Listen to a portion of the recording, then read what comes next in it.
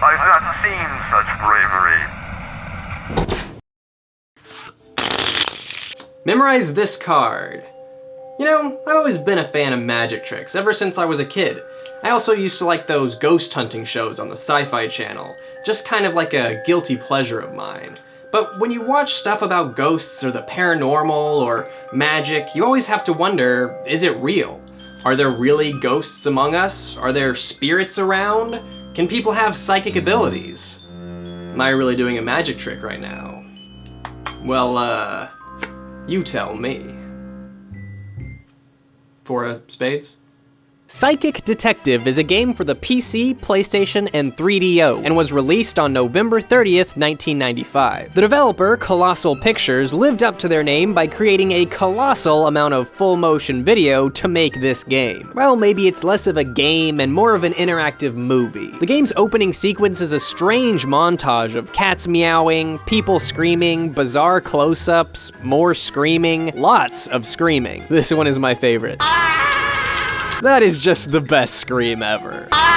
The strange intro eventually transitions directly into the game. There are no menus to work through, it just kinda starts. Welcome to the Puka Lounge. My name is Eric Fox, better known as the Psychic Flash. Meet our protagonist, Eric Fox, a psychic who performs in a nightclub for a living. So right off the bat, we already know that Eric is a total idiot because he apparently has legit psychic powers and all he amounts to is a nightclub act. Your grandfather gave this to you on his deathbed. In fact, where do you get off calling this a lounge? Looks like it's only able to fit, what, 3 rows of people? It's like he's performing in a walk-in closet. Hey, the old folks loved it. Me, I got fast, easy cash, and the occasional voodoo groupie. Oh, okay, so Eric works at this club because the old people love it, he gets fast, easy cash, and he gets groupies. Not sure you should talk about getting groupies right after you say that your crowd consists of old people, but, you know, that's not my place to judge. Today is just a normal day of trying to pick up elderly groupies for Eric, but that all changes when a woman by the name of Lena Pozak arrives. By just locking eyes with Eric, Lena teaches him how to expand his psychic abilities, giving him the power to see through other people's eyes. This power comes with a price though, so the two go backstage to talk.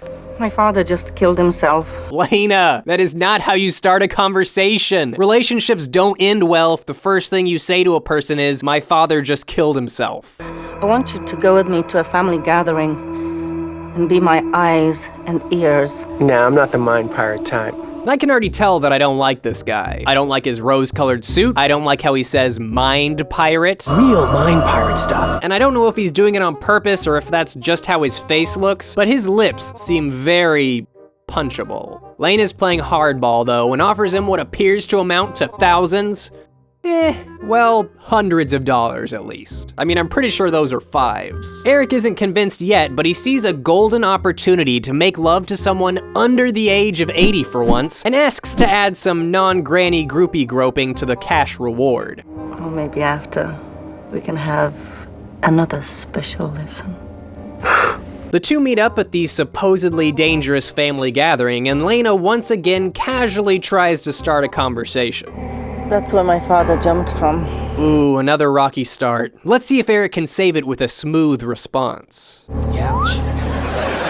Psychic Detective actually starts being interactive when we enter the house. The video also gets like 50% smaller as the frame shrinks to eat up less of that precious CD-ROM storage space. This game came on 3 discs, by the way. As characters are introduced in the game, their faces begin to appear and disappear around the border. This is where the whole mind pirate thing becomes relevant. As Lena's eyes and ears, Eric must switch between each party guest's consciousness to make sure nothing devious is going on. That means to make this possible, the developers actually filmed this scene multiple times, from each perspective. If you jump between 2 people having a conversation, for instance, the conversation continues seamlessly. Maybe I should talk to Max. Max sent me with a blank check. The game is incredibly cheesy, don't get me wrong, but that's actually pretty awesome to me. Now comes the confusing part. Lena didn't exactly specify what we were looking for, why her sister might be in danger, or really anything of importance. Too busy talking about her dad killing himself, I guess. So it's up to Eric to find out what the danger is and how we can stop it. Since the game is spread over 3 discs, each of which seem to act as chapters, we're gonna take this 1 disc at a time.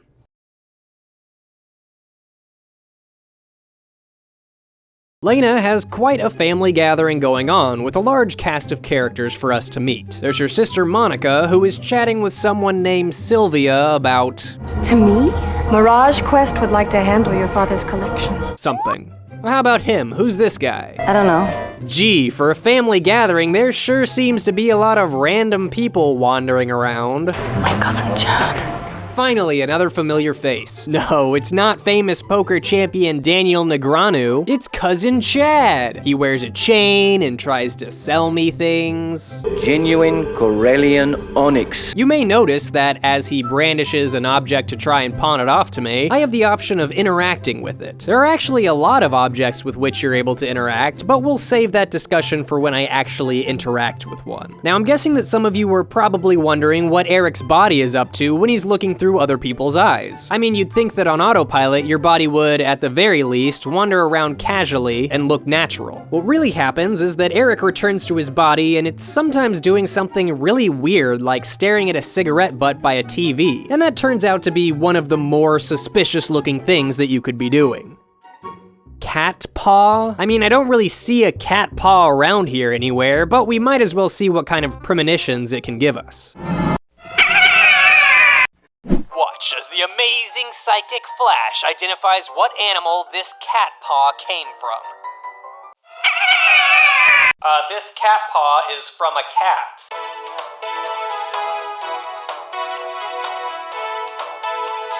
cat. Your uncle was a big noise.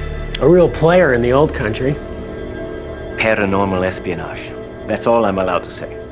But perhaps you would be interested in a little collectible? Chadster. He's shameless. Chadster? You just met him a few minutes ago, you can't jump right to Chadster. Eric starts hearing voices which lead him to an old lady. Come this way. Who is this old lady? God, I hate that woman. Your father's lover? Maybe. Nobody knows. I'm just hoping that Eric can keep his granny groping hands to himself. You know, she does seem to be rather alert for such a crazy old lady. I mean, one time she even kicked me out of her own consciousness. You like it in here, don't you? Too bad. You are not invited. He doesn't know it yet, but Eric is about to find out that this job might be worth a bit more than the measly $1,000 he originally agreed to. Where is the Eurotrash chap? In the study. Go, go, go! Oh no, not Chad! The Chadster. He was my favorite character, I guess. It didn't take a genius to play it out. I was coming down, she was going up. The door prize was a hunk of blood pudding. Okay, Eric, just be sure to be sensitive about how you break the news to Lena. What happened? Oh, Chad sort of made a mess.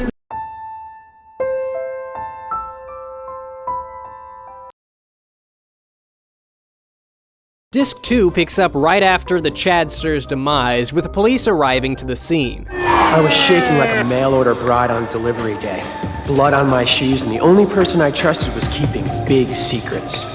Call it one of those psychic flashes, but things were gonna get messy. Okay, so you call the police and you're all, "Oh my god, someone help! The Chadster has been murdered!" And they go, "Alright, we're gonna send, one squad car should do it." And when they show up, nobody is in a panic. Nobody cares. Look, this lady here is even shrugging, like, oh wait, why are the police here? Well, you know, things are about to get messier though. If you thought all this mind pirate stuff was weird, then, well, hold on. Disc 2 is bizarre. Eric starts using his psychic abilities with objects more, and pretty much everything I inspected gave me visions of someone screaming. So if you see something pop up like this on the screen, just assume it looks something like this when you click on it. Just so much screaming in this game. As their romantic date of sitting in a car after Lena's cousin got murdered draws to a close, Eric asks about one of the people he sees in his visions. Who is he? Sergei. And Sergei is... And Lena gives probably the most offensive answer to any question ever asked. Not my lover, not my plaything. Just a poor defenseless man.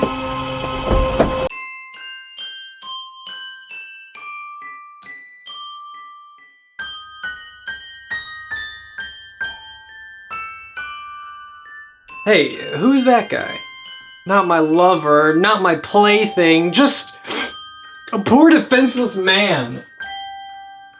What? Eric decides to stealthily follow Lena home, although his version of stealth is following right behind her with his lights on. I mean, how does she not see him following right behind her? Wait, are you kidding me? How could you not see his car? You walked right at it. How did you not recognize it? You were literally just in that car like 10 minutes ago. Apparently, Lena is a huge idiot, so Eric has no problem standing outside an open window and spying on her from like 10 feet away. Now, I can't really prepare you for what Eric is about to see, so I'm just gonna show you.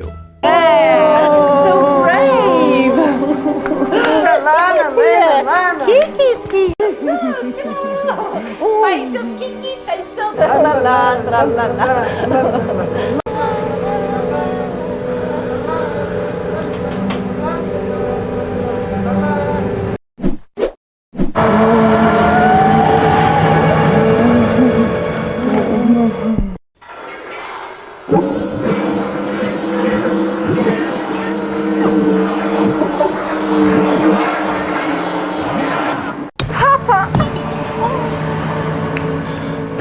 Why is this guy acting like this? I'm not sure, but it has something to do with these paranormal thermoses, I guess. This is the point of the story where I kind of stopped understanding anything that was happening. There's some kind of thermos cult, and this guy is being like a total creep, and then Handlebars here goes all kiki on us. Lena claims that the only way to help him is to collect the other 3 thermoses. Finally, even though it's shrouded in mystery, mustaches, and maybe a bit too much window creeping, we have our first clear objective. But just when we latch on to something normal like an objective, the game pushes us further into absurdity. There's suddenly a lot of weird stuff going on, and the few options that I usually have turned into many. This is apparently what happens when you use a psychic thermos. I mean, they call them collectors, but come on, it's definitely a thermos. You can read Lena to see more weird clips of people standing outside of windows. Or you could find out what that old lady from the beginning is up to.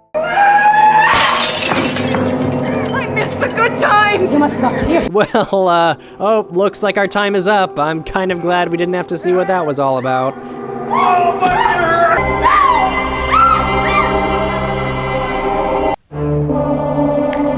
You have the right to remain silent. So Eric gets arrested for murder, I guess? I don't know what happened. He then proceeds to tell the truth to the police, which of course just sounds to them like a lunatic trying to apprehend a Fenton thermos. She's looking for a psychic collector. A whole bunch of people are looking for him. Her dad made him, 4 of them. They're unbelievable. Sounded like some crystal-hugging hophead. You wouldn't believe what can happen. Guys, I know this is hard to believe, but there was only one way to slip this. Find the damn collector myself. He's a phantom. I told they're itching like a bastard, man. Oh, I'm sorry, were you watching this video while eating? Here's a close-up of a disgusting foot. Disc 3 picks up right where Disc 2 left off, by being weird and not making sense. Eric is released from police custody and is picked up by Lena. She takes Eric back to the old lady because for some reason she wants to see him. Oh hey look, she's got that board game she went nuts over at the beginning of the game. Yes! Take your hands away! She starts talking about, "You're like a pig, drowning in the water, trying to swim and swim, but ripping your own throat with sharp hooves." Crazy lady things, and gives us the location of another thermos. Lena goes to retrieve it, and this happens for some reason. Who turned off the sky? Somebody turn on the sky again. She returns with the thermos, and we enter that weird dimension again. We see some psychic clip art ice cream, and oh, we can see an old lady getting murdered. Would you look at that? It looks like they might have a chance to save her. The old lady. Anna? She's dead. Or not. Apparently this guy Max wants to play Black Diamond with Eric, which I'm assuming is that board game from before. Let me try it. You must not deplete yourself. I'm the hope, okay? The old lady said, "Eric, you're the boss. You play Lexi. You put your ass on the hibachi, not your bossy burnout sidekick." I'm sorry we have to fight. right before we probably die. Another smooth conversation by the lovely couple of Eric and Lena. Give them a hand, everybody. We go back to the first disc right after we arrive at some type of depression clinic. This is the final disc change in the game, so things should start making sense, in theory. It looks like Lena's sister Monica has been kidnapped by Max and they're doing Photogenic things. Eric and Lena decide that the best way to save her is to do some good old-fashioned Scooby-Dooing into the building. Obviously, this ends in Eric getting pistol-whipped by a security guard. I mean, what else did they expect? Eric's version of being stealthy is following directly behind the car he's tracking, but for some reason they think they can be sneaky and infiltrate a protected building? Come on. How's your hair? Max explains that he made that guy go all crazy by turning all of his fears and nightmares up full volume, and then begins to set the rules for the epic battle that's about to commence. You have your thoughts, I have mine, and winner takes all. Welcome to Black Diamond, the epic conclusion to— Nope, can't do it. It's totally lame. Max and Eric are locked in a mine battle, and the only way to win is— well— the game starts with you selecting 4 pieces, and then Max selects the remaining 4. You then get to pick up one of your pieces and set it on one of Max's pieces. If you're confused, well, that's actually pretty understandable. If I were to take a guess, I would guess that each piece represents something in one of the visions you get when inspecting objects. Each of them must correspond with another, and you're just supposed to kind of know which ones to pick and which ones to attack. I, of course, know none of this, so I'm just randomly guessing.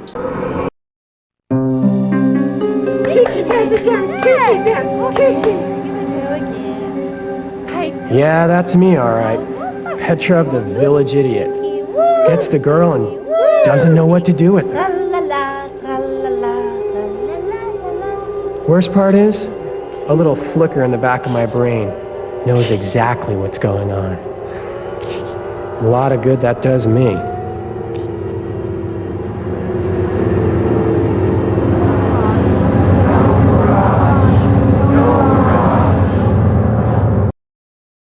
Our ending's called The Village Idiot, but it looks like there are actually 13 other possible endings, which is pretty cool. Ours had to have been one of the worst endings, with Eric becoming somehow even weirder than he was before. Psychic Detective assumes that you're going to play again and hop around in people's consciousnesses in a different way. The entire timeline is going to play out once more, but depending on whose eyes you're looking through at the time, you might get to see something important. For instance, you might get to see the Chadster getting killed by knife play that's less than convincing. The more you play, the more perspectives you get, the more information you have, and I'm assuming at some point you figure out how this dumb board game thing works. Psychic Detective is like a weird interactive B-movie, and I actually had a lot of fun playing it, to be honest. Would I play it enough to get a good ending? Probably not. In fact, I have a feeling that even if I saw all of the footage the game had to offer, I probably still wouldn't understand it. There's a lot going on, and when you add in the consciousness swapping mechanic, it really just kind of turns it into a convoluted mess. But that doesn't mean there isn't fun to be had. It's like sitting around and watching bad Sci-Fi Channel movies with your friends. It's just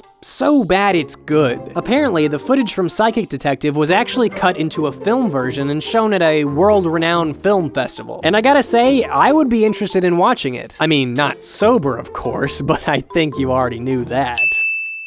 This hat is completely empty, as you can see, but for my final amazing trick, I'm gonna pull the conclusion to this video out of this empty hat. Look at that. I might just be more magical than you give me credit for. Roses are red. Come on, ghosts, can we be original here for a second? Roses are red, 10 cents to a dime. And one thing's for sure, I miss the good times!